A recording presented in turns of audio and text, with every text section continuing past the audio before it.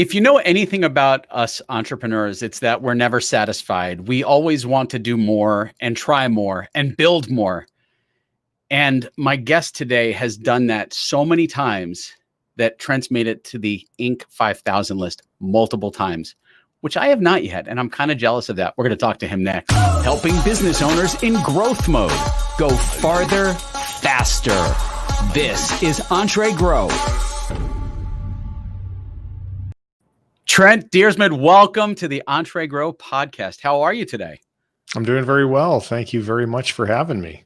Thanks for being had, which doesn't sound quite right. But anyway, and I appreciate you being our guinea pig in the new format and the new technology that we're using to do this because, entrepreneurs like to try new things all the time, right?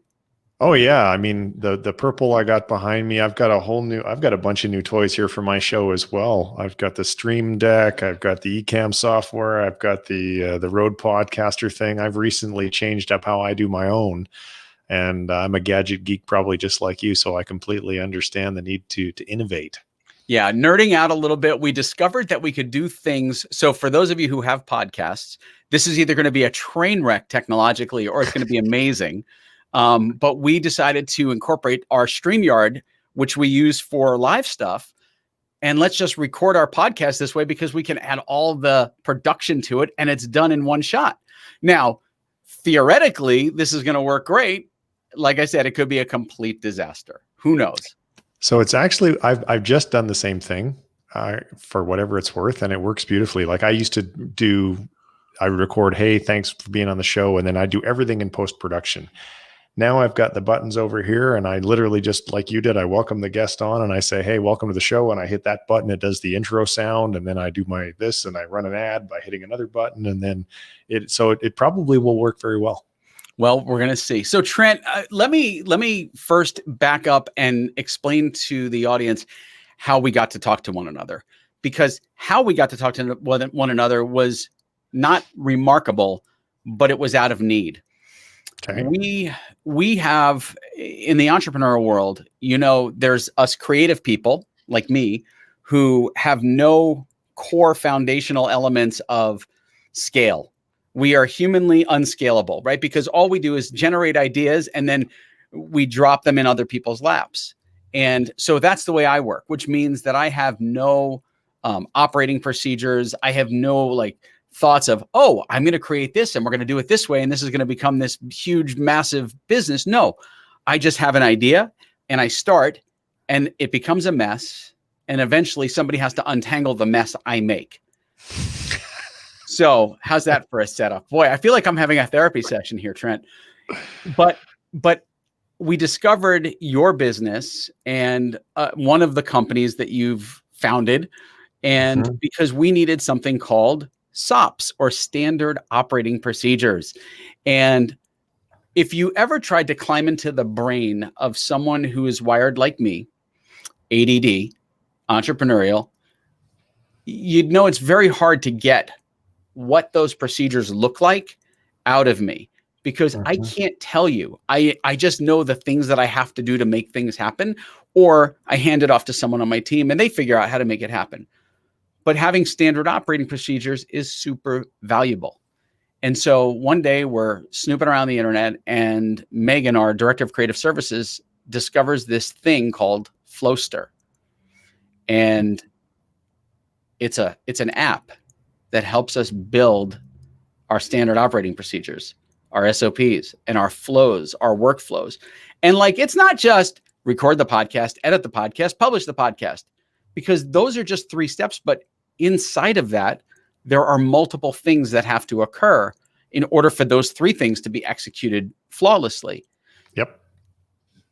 Before we get into the other businesses that you've started, tell me how you came up with this concept and how it's working for everybody. Because I was blown away when I saw the demo of it and then we started using it. And so tell me about the genesis of this and how you started Flowster. So I wish I could say that I had I sat down and I did market research and I identified a need, and none of that happened. So I started off in 2016 launching an Amazon reseller business as a result of interviewing a guy on my show. I thought that's a cool business. I want to get into that.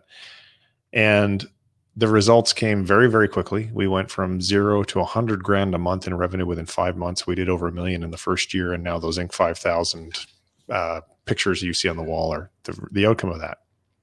And so but I did something very, very different than everybody else who'd taken this guy's training course, and most people who start a business. Rather than grabbing my shovel and starting to dig ditches, metaphorically speaking, I instead decided to create a system for digging ditches because I didn't ever want to dig the ditches myself. Okay. So I took my computer monitor, and I've got a 27-inch monitor, and on one half I've got a browser where I'm like doing the thing, digging the ditch. And then on the right-hand side, I was documenting the process of digging the ditch because I thought this is really boring. I don't ever want to do this ditch. Okay, wait a second. Did you just tell me that you're a nerd? Is that what it is? Totally. Okay. Yes. See, so that's, you and I are very similar in that sense. We're both nerds, but you're a very organized, functional nerd. I am not. Continue. So within a very short period of time, I had created checklists basically for all of the things step by step that needed to happen to do the product research and to analyze the product's potential profitability, and then to find out what company made those products, and then who at that company would be the right person for us to talk to, and then what was their email address, and all of that is very laborious. So I gave a talk on this recently, and I actually did the math. So for a typical product, you're looking about 13 minutes of research. By the time you find a product, do everything that I just said you do, get the contact information, blah, blah, blah, like 13 minutes. So the business model that I had was the more opportunities, the more products that we found and sent an email to the manufacturer, the higher the probability that we would establish a wholesale account, be able to buy the product and add it to our product portfolio. Right. And the more products you have in your product portfolio, the more your revenue grows. So really, it was very simple. Send more email equals more revenue, because sending more emails gave me more opportunities to talk to the brands, which gave me more opportunities to convince them to work with us, which gave me more products in my portfolio, which gave me more revenue. Makes sense. Where people struggled was sending more emails, because they were there doing the 13 minutes it took for every email that you needed to send. And I want to send 300 emails a week. Well, that's hours and hours and hours of time. If memory serves me correctly, it's like 65 hours of labor. I think if you take 13 minutes times 300, it's 65 hours a week. Well, I don't even work 65 hours a week. And this is mind-numbingly boring, repetitive stuff that I also really shouldn't be doing, because it was going to be really easy for me to get someone in the Philippines to do this for $3.50 per hour. And if I'm doing work that someone could do for $3.50 per hour, where have I just valued my time? Right. $3.50 per hour. Now, I want to just stop you right there for a moment, because you said something that was critical, but I want to make sure that people understand the context of this, Trent. When you're talking about hiring someone in the Philippines and paying them $3.50 an hour, you might hear people talk about hiring VAs or outsourced labor in other countries, like Trent just did, that are $3.50 to $5 an hour, and think, "Oh my God, I can't pay someone that. That's ridiculous. They're not going to survive." You have to understand, livable wage in the United States is very different than livable wage in other parts of the world. So many entrepreneurs, myself included, have assistants and people working in other countries doing things that are time consuming, but not really a valuable use of our time. Mm-hmm. And I would much rather pay a VA $3.50 or $5 an hour, depending on where they are, to do those tasks. So I want to make sure that people understand the context of that, not thinking that as entrepreneurs, we're terrible humans and underpay people, because no. Many of them are actually making really good money doing the things that we need done for our businesses. So context given, continue, please. Yeah, we're not a sweatshop. I've had VAs working for me for 8 or 9 years, the same ones. Right. They don't hang around that long if they feel they're being taken advantage of, because there's so many opportunities for them to go and work for other people. So fair market wages, you have to pay fair market wages. It just happens to be that, I can get someone. I also hire in Mexico. I can get someone in Mexico for $6 or $8 an hour. That's a quarter of what I'd have to pay an American with the same education, same college education. Right. same fluency in English spoken and written. The only difference is they live in Mexico City versus Chicago. Right. Massive difference. Correct. So we've gone down so many rabbit holes now. I even forget the question that you asked me, but I think what it was the genesis of Flowster was the question. Thank you. Thank you. That's okay. It's really rare that I'm able to keep the conversation straight. Yeah. So we go on and we have a large amount of success. And the guy that I interviewed on my show, to start all this off, his name's Dan. He gets wind of how much we've accomplished. And he's like, how the hell did you do that? Like, how'd you get such a great result? And I explained what I did. And he goes, wow, that's brilliant. Do you want to come to my next conference and talk to the audience about that? And I said, yeah, sure. And I had no software company at the time. Flowster did not exist. It wasn't even an idea in my head, nothing. I was literally focused on scaling the hell out of my Amazon reseller business because I was going to build a $100 million company. I was like, that's what I'm going to do. And so I get on stage, and thanks to my podcast and my YouTube channel, most of the people in the audience, they knew who I was. And I got up and I said, hey, everybody, it's a pleasure to be here. Thank you for having me. I don't have anything for sale. This is not a veiled pitch of any kind. I'm simply going to explain to you how I achieved this result. So get ready, take good notes, because here we go. So I proceeded to fire hose them with a ridiculous amount of detail over the next hour. And unless they recorded the entire thing, and even then, it would be difficult for them to replicate it because of the sheer, I was explaining in an hour what it took me months to build. Right. So much to my surprise, at the end of the talk, a lot of folks approached me and they said, could we buy a copy of those standard operating procedures? Because you nailed it, man. I need that, but I don't want to spend a year like you did making them. Can I just buy a copy of yours? And I was like, I guess we could probably do that. So I spoke to Dan and I said, look, I'll make a copy of my procedures if you want to be an affiliate and tell your audience about it. And we can both see if we can make some money or not. And he said, yeah, sure. Let's do that. So we looked at the size of his customer base, and I assumed that, well, if a quarter of his customers bought my stuff, we would do in a 1 week product launch, maybe we would do $250,000 in revenue. Well, turns out we did over $400,000 in revenue in that first week. So that was a big shocker because. So you would call that mildly successful. Yeah, it was. And now we've sold millions of dollars worth of these things. And so I figured out by accident that there was a huge demand for pre-made workflows that are specific to an industry niche. Correct. So now after that week of $400,000, a light bulb went on. I thought, okay, I need a software company now because I know this content sells. I just need a place to put it, because we were putting, when it was ourselves, we used a competitor's software app. And I'm like, well, why would I feed them all these customers when the really valuable thing here in the long term for me is the software company? So it wasn't a genius moment. It was obvious to me that I needed to start a software company. And so we did. And that's how Flowster got created. Now, it's interesting, as I sit back and listen to the story of how it got created, it was created out of necessity, right? You needed this to do something for you that would free up time. For a guy like me, and I know that there are lots of, and I always classify myself, I'm not a true entrepreneur. So, Trent, let me explain. You're like a fake entrepreneur? I'm an artist with entrepreneurial tendencies. Got it. I discovered that about myself at Tony Robbins' Business Mastery a few years back. Yep. I am not a purebred entrepreneur. Purebred entrepreneur is all risk and reward. I'll dip my toe in risk, but there's a certain amount of risk tolerance that I have, whereas most entrepreneurs are fully risk tolerant. I'm a little risk averse. So I'm an artist with entrepreneurial tendencies. I mean, my God, look at the set behind me. I've got a zombie in a face mask because of COVID. Yep. And it stops him from biting people. But guys like me and many entrepreneurs are like me, are not process minded. And you are. And that's where I think your strength comes into building this product, this app, Flowster. And what really caught my attention was that in the pre-made stuff you have, and by the way, this is not a sales pitch for Flowster. If you guys want to check out Flowster, check it out. It's an amazing app. We use it. It takes the noise that's up here about the steps that I need to do to get something done, but it breaks it down into the micro steps.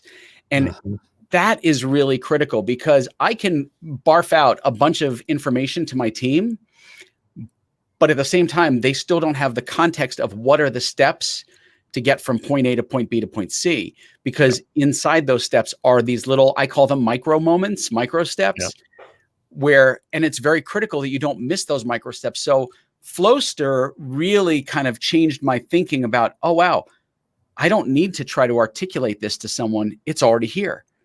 How do you come up with the process and the little micro steps, because they're really accurate?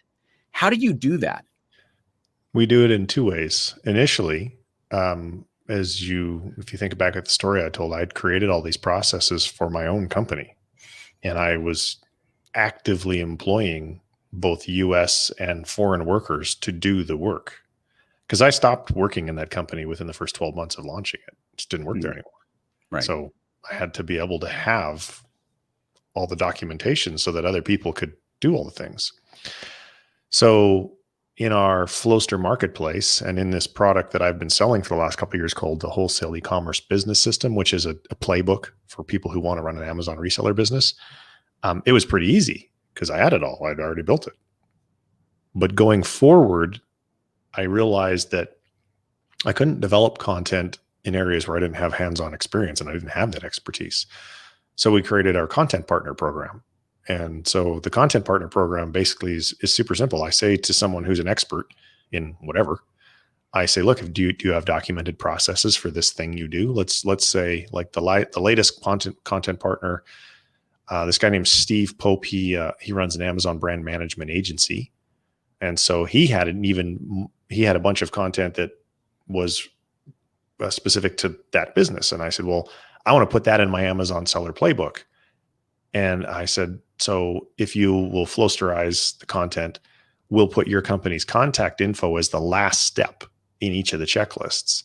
And in doing so, all of that content that is now living in my app and that we're actively running ad campaigns, driving eyeballs to it, well, it's also an indirect lead generator for you. Correct. Because some people who are going to come sign up, they're going to use my software. They're going to look at the workflows, and go, this is great, but it's more work than I have time to do. So I need to delegate this to somebody. Hey, this guy named Steve made this one. Maybe I'll just call Steve because there's his phone number right there. So Steve was instantly, yeah, that's a great idea. And so now I've been forming these content partnerships with other folks. Trent, what you said was really valuable there. And I'll give you a variant on that context.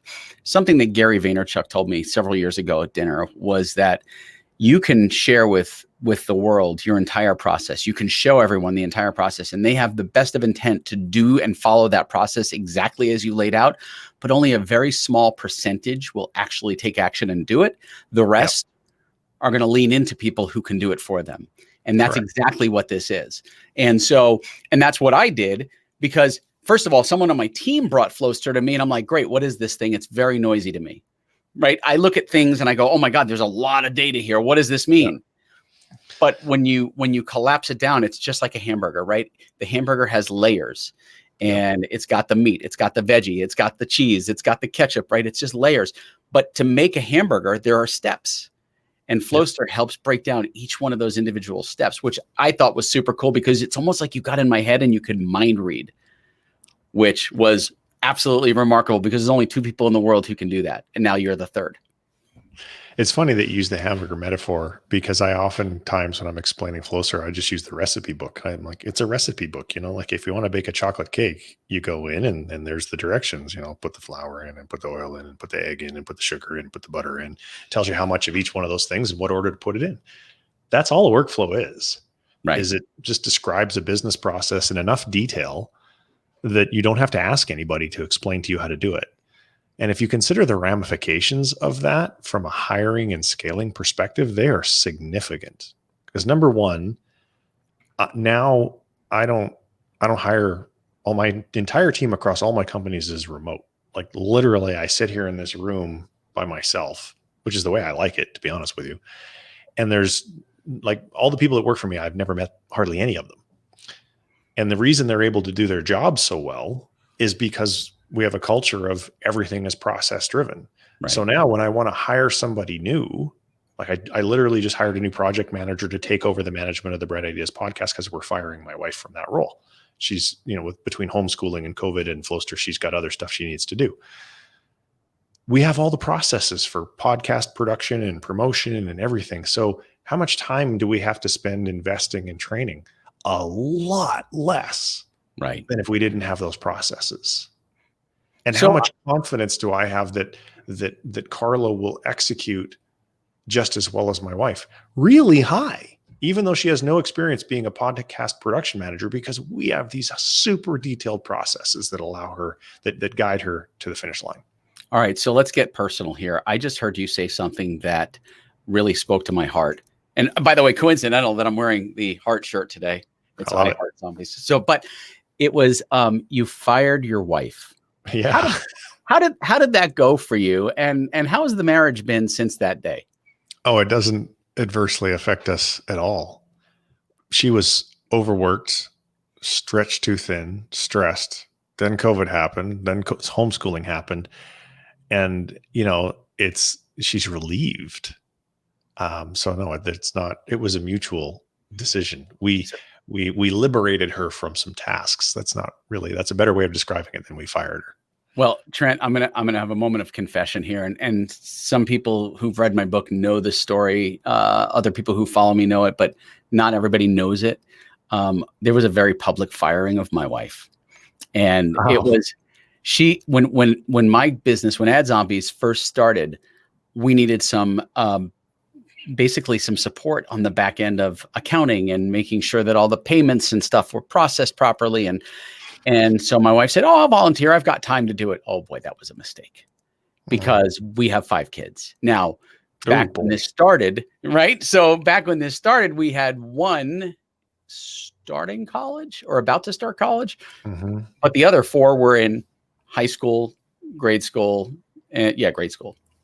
And it quickly became a very overwhelming thing for her. And one day, my business partner, who has built successful businesses in other areas, said, "We really need to get your wife out of this before your marriage implodes." And because it was very stressful, right? You're trying to manage family and balancing the family life and the business. And then your conversations seem to just wrap up around the business all the time. And you never stop talking about business. And soon the marriage becomes very boring. And I shared this story once where I was sitting in the office with her and we just started sobbing because the workload was so heavy and there was we were parallel partners. And so firing her at the time, she felt it was terrible. But now whenever we meet people at cocktail parties, again, before COVID, everything is BC that I'm talking about. When we meet at cocktail parties and she's very proud. "Oh yeah, my husband fired me. It was the best thing ever." And so I was just wondering if that same experience happened, but it sounds like it might be slightly different for her. Yeah, no, it was not trouble for the marriage at all. It was good for the marriage. So before Flowster, now, as I opened up the podcast, I mentioned that most entrepreneurs are never satisfied. And if you've watched Hamilton, you're like me, you're never satisfied. I don't know how I quoted Hamilton, but you've seen the show, right? I have not, actually. Are you living in Boise, Idaho or something? Right. Yeah. I have the cultural depth of a petri dish. You've got to get on Disney Plus and watch it. Okay. It's remarkable. Great show. So anyway, there is a song, and in that song, the Hamilton says, "You're like me, you're never satisfied." And a lot of entrepreneurs are never satisfied. So they're always starting new things. They're always building new things. Take me back a little bit and share with us some of the things that you've built over the last several years and what they look like when you exited them as well. It's not really, the last 4 years, it's really been 3 companies. It's been the Bread Ideas entity. It's been the Amazon reseller business, and now it's been Flowster. And we are getting ready. We're in the process right now of potentially divesting of the Amazon reseller business because I don't need it anymore. It used to be I kept it because, 1, it made money, And two, because it was my lab, it was my laboratory for making sure all of my processes were current and accurate. But thanks to the content partner programs, I don't need that anymore. And this is actually the first time I've ever said that publicly. I don't know where this thing airs, but it may or may not get sold. We'll see. Right.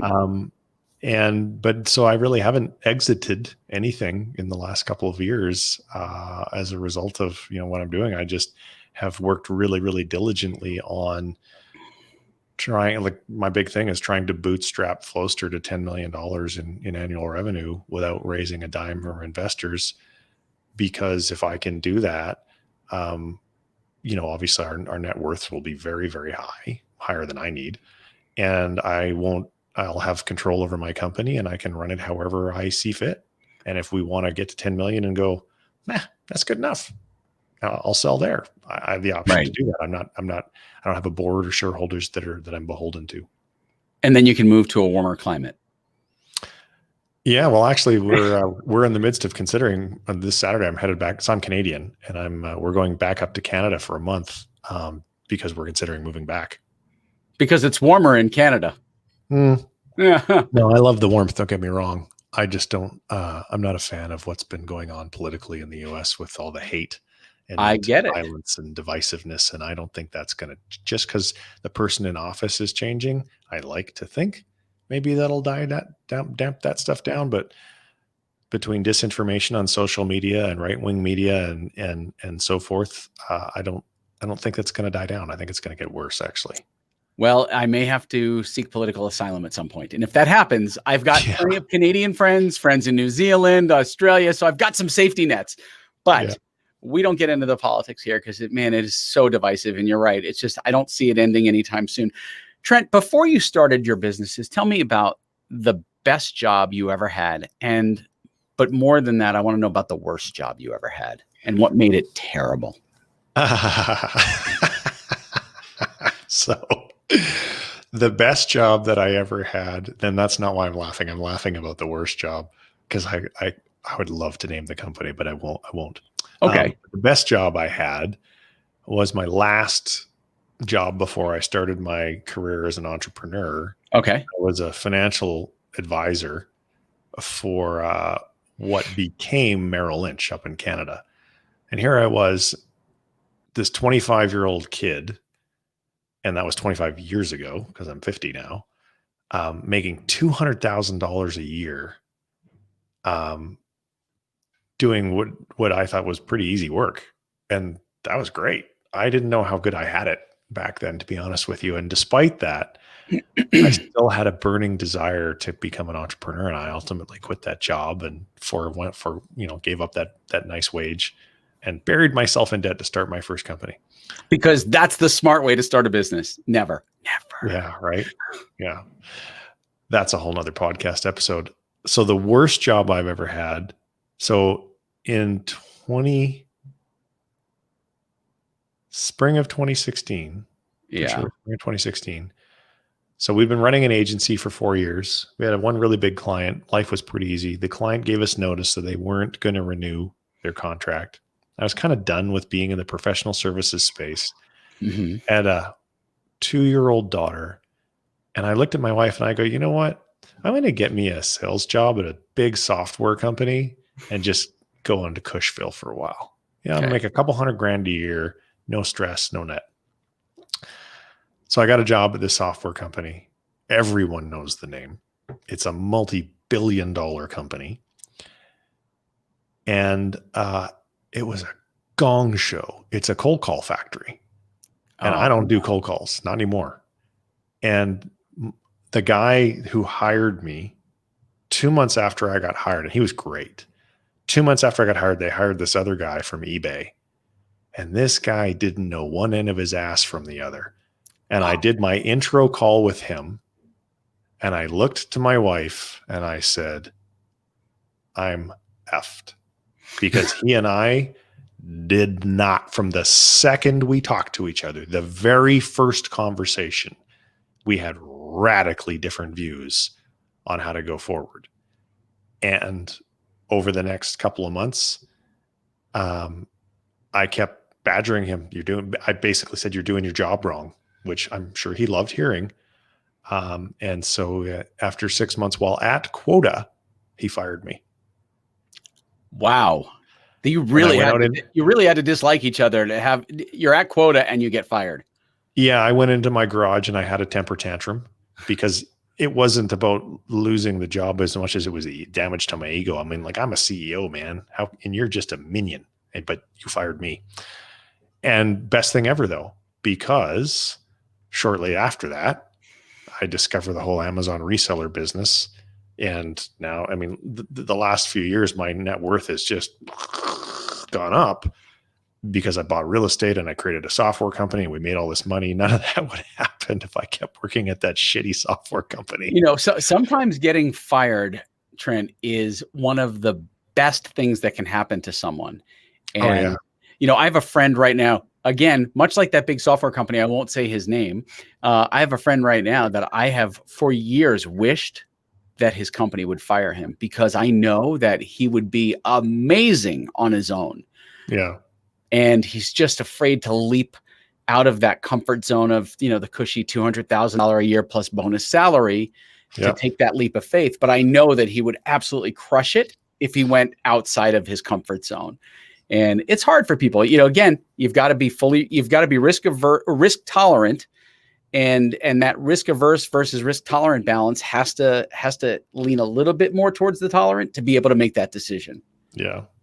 And it's hard. We live in a that way. society that conditions us. You got to go to college, bury yourself in debt. Then you got to get a job to pay off the debt. And then as you're doing that, you get married, you get a mortgage, you get kids. It's over, buddy. Like, you're in the rat race and you're going to be there. And if you're like 99% of the people walking on earth, you're going to be there till the day you die. It's now, sad.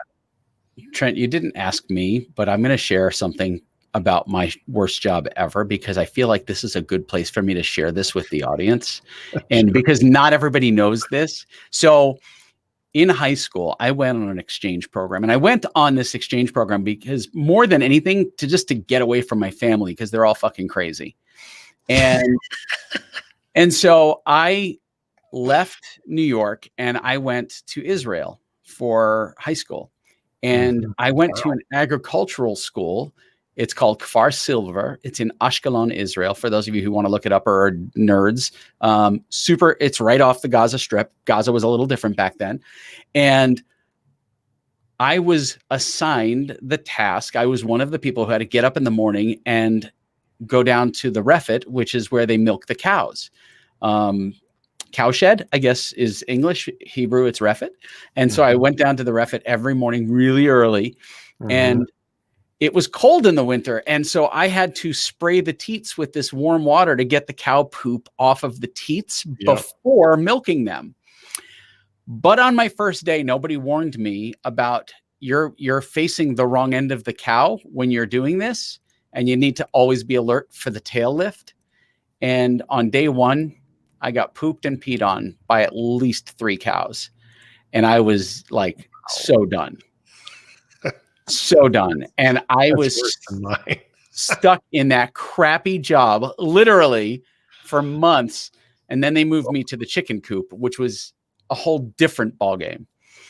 Yeah. But, so I was shat upon in that job, and I did not like it.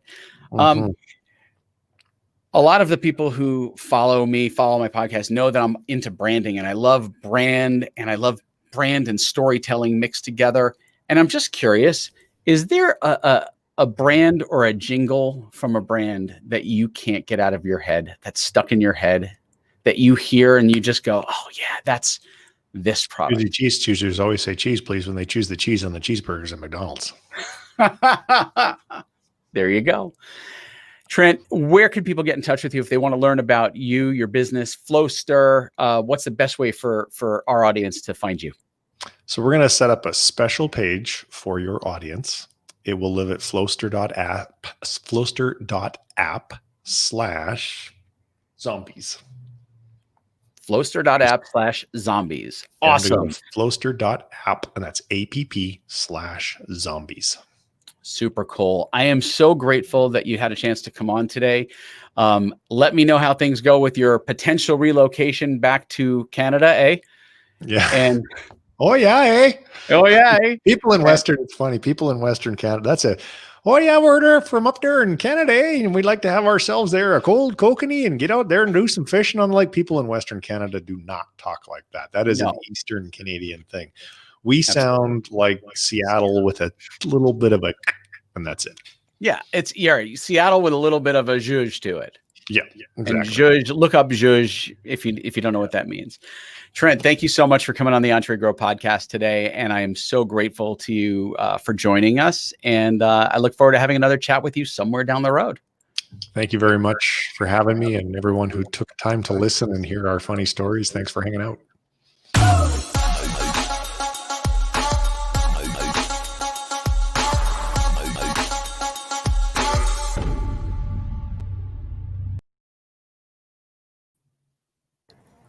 Ta-da, done. Yeah, I like it. Let's see how this works. Man, I hope that was comfortable for you. I was literally just trying to navigate this while we were doing it, and I think it worked well. Yeah, no, I think you did a great job. So I'm guessing, do you have like a stream deck on your desk with a bunch of buttons that fire off different things, or? That's it. That's my trackpad. Yeah. Okay. And my next purchase is going to be, and I'm going to wait till I get my next iMac, something that I can literally just have my fingers on the buttons. But this works really well because I have the video clips and I'm using the StreamYard overlays. Yep. So like your name pops up in the overlay rather than using the theme one, because I don't like the way that lays out. But it's what is that? Get one of those. Stream Deck. And does it communicate directly with your Mac, your StreamYard? What? So there's software that comes with it. Okay. And then you can map the buttons to whatever app you would like. Okay. So I guarantee you there's a StreamYard preset for the Stream Deck, and all the stuff that you were using your mouse to do, you literally would just have these buttons just out of frame. Which Stream Deck are you using? The Elgato Stream Deck XL? Yeah, I bought buy the one with all the buttons. Oh, I'm going to need more buttons. Yeah. And then I've got the Rode Podcaster Pro, so I can hey, I know what'll cheer you up. Sound effects, ads. Today's episode is brought to you by the outro. Thanks very much. So I can, much like you just did, I can do everything, but I don't have to use my mouse. I literally am just using Stream Deck buttons, sliders on my mixing board, and the bigger buttons for the sound effects. And you can, your intro video, like anything you want, you can map to that Stream Deck through the Stream Deck software. Nice. You can change camera angles. So if I'm running through Ecamm Live, which is what I use, and Ecamm Live, I think can actually feed into Stream Deck. I've got buttons. I can switch my camera angle. I can go to black and white. I can do all sorts of stuff. And it's all programmed in buttons. I can do split screen. I can, much like you did, where I became the sole shot, and then we're back to split screen. A lot of the same stuff that you're doing, I do the same thing. And the Stream Deck just makes it easy because I don't have to worry about clicking my mouse around. I can just, the buttons are right there. Right. And that button exit. Now, do those buttons, so for example, if I wanted to go full screen with you, could I create a button that makes the guest full screen, puts the thing, and then holds it for 5 seconds and then goes back to split? Yeah. So the way that works it's a combination of the Stream Deck and, in my case, the Ecamm Live software. It has what's called scenes. So you can pre-program a scene to whatever attributes you want, what camera angle, light, whatever. And then you can put a timer in the scene to say, only run this scene for like 5 seconds. And then it will switch back to the next, it'll go to the next scene, which could be just a copy of the previous scene. By the way, I'm going to keep this content on the podcast. This is going to be called the Aftercast. Sure. Because this is the conversation that people are going to nerd out about. Yeah. And because I'm nerding out about it, because I've been looking at different toys and tools. So this Elgato Stream Deck, is that Mac PC friendly? Goes both ways? Both. Fantastic. It was originally created for gamers. And then, as streaming has become more popular, it obviously works very well for that. So when I'm doing like a YouTube video, instead of like having to do a bunch of post-production, I will set up my scenes beforehand. And on my Stream Deck, I've got the record button and a pause button. So what I'm able to do is, hey, this is Trent. Welcome to another YouTube video. And then I hit the pause button without looking at it. So now it's not recording. And then I set up my button to run my intro. And so I'll hit that. And then the whole Bright Ideas intro will happen. Hey, welcome back to the video. And here's what we're going to talk about. And then I'll have a scene where like, let's say I want to have a picture. I'll click the button and that picture will just show up. So you, at the end of the video, there's like no post-production. Right. And that was the whole intent with StreamYard. We were trying to figure out a way to make the podcast less effort, less laborious, because at the end of the day, this is done. And all we've got to do is chop off the beginning and the end. And we've got a clean cast ready to go. Strip the audio. We've got the audio version, right? It's all one thing. Yep. And most people don't think about that. It's just every time you touch it, it takes time. Absolutely. So and I'm on the same page with you in that regard. And we have, I don't know if you noticed, or if you know, but we do have our podcast post-production workflow in the Flowster marketplace. So yeah, if you haven't checked that out yet, you might want to check it out. I do. We're actually starting to work on some flows now. And man, I just love, like, Flowster is so cool. I don't get in it because I would get lost. Yeah. But my team is using it and documenting and making the steps. And it's like, wow, this is so easy, because now anyone can go in there and go, I did this, I did this, I did this. Oh, this needs to happen. And it just makes it like, just check the box. And it's better than these. There's so many apps for like checklists, but those checklists, they're not, this is a way different level of efficiency and scale, because it's lather, rinse, repeat. And, and that's what I love about it. So super cool. I'm thrilled that you made the app, and I'm really, truly glad you came on today. So, well, thank you for having me, because every time, like, we're getting ready to turn our ads on for Flowster, but right now I cannot tell you the number of, like, everyone who signs up, they get an email from me that says, how'd you learn about us? And heard you on a podcast is the number one source of new leads. And right now we're growing without advertising at 15% a month. Yeah. Podcasting, it's huge. I mean, that, and I had that experience from being on Entrepreneurs on Fire, John Lee Dumas. Yeah. And being on that podcast was huge. And sharing your knowledge in your space is so valuable to other audiences. Like, it's funny.